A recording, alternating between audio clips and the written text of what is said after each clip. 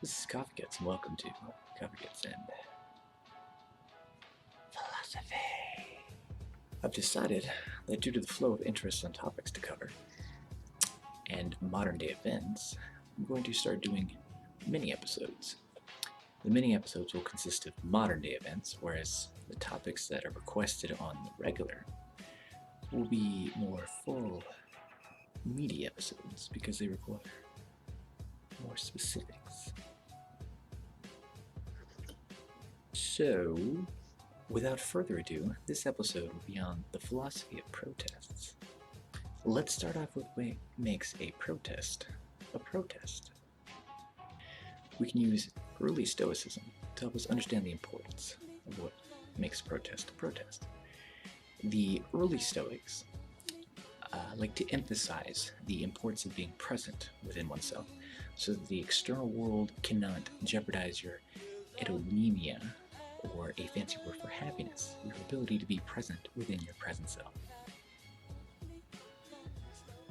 This is a buzzword that a lot of people like to use about being stoic in situations, being stoic at work, being stoic with your family, being stoic with people you don't like. Now, it comes from a premise of good places. The Stoics would say, understand that you can't control the weather, so when it rains, be present with what's happening. Understand that when you go to the bathhouse, that there's going to be people there that creep you out you don't like. Understand that when you go to work, there's going to be people that you hate, and you just have to let it go, right? Like Frozen. Or as Epictetus, one of the famous philosophers who, once the Romans took over Greece, brought all the philosophers back over and said you're basically going to be our slaves. And a lot of them were abusive. Epictetus' owner would beat him, and one day he took his knee and kept twisting it.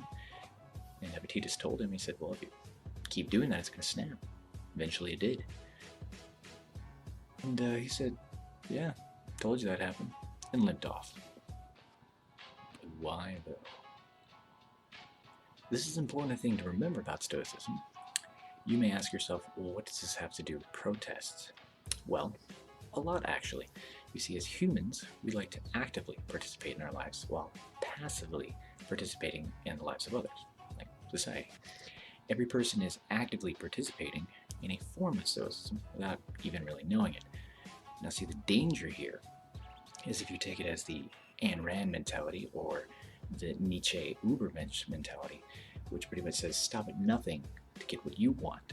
Anything outside of what involves in your direct life and your happiness, don't worry about it, it doesn't exist, which is a blatant lie. I know a lot of people like to quote this. I understand it's coming from a good place, and it's, do what you can to get what you need, right? But the concept is no matter what you do or don't do, actively infects people around you. So everything is involved with you. So remember, we must take things within context. But here's where the pudding gets fat. When something affects our ability to actively participate in our own lives, a disruption of comfort that is relative to our way of thinking, we mobilize our resources to combat it.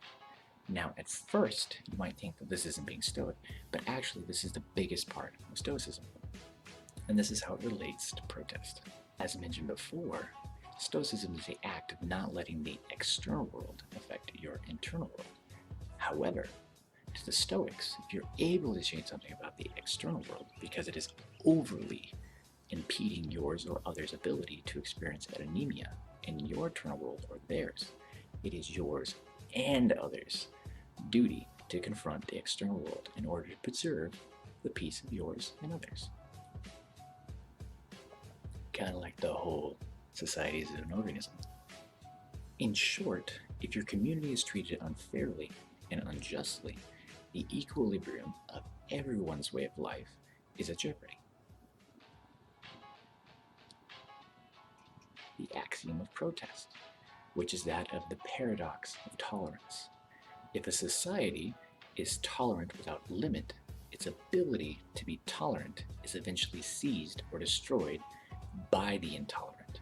So, how do we ensure this does not happen?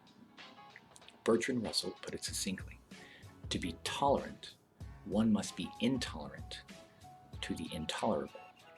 Or, in short, those that refuse to compromise within reason, justice for others, ethical treatment, the quality of life, should not be tolerated.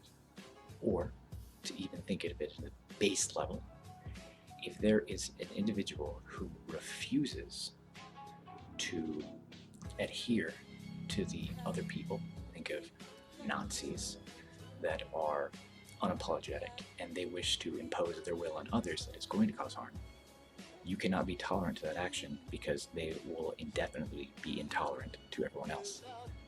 Well, tell me what you think the concept of protest is, what the justifications are, what the limits need to be, what needs to be done. And with that, my fellow coffee enthusiasts, if you're still awake, I applaud you. If you fell asleep, I don't blame you. If this is your 5th time watching due to your high intake of caffeine, remember that one must imagine Sisyphus happy and take another sip.